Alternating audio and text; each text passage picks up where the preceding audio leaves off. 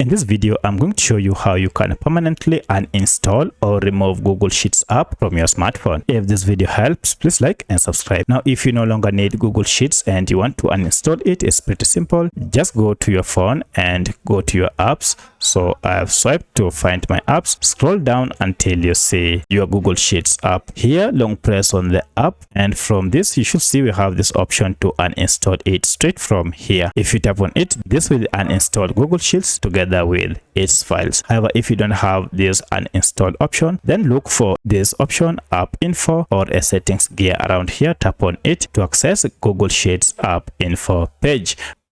From the info page, now you can see we also have the option to uninstall it from here. So for my case, I'm going to uninstall it using the shortcut. I just tap on this and uninstall, and look at that. Now Google Sheets app has been removed. Don't worry, if you uninstall Google Sheets app, you'll not lose any files or documents that you had created, as those are on your email. So that's how you can successfully uninstall Google Sheets app from your smartphone. If you have any other question, kindly let me know in the comment section. Otherwise, thanks for watching, and let's meet in the next video.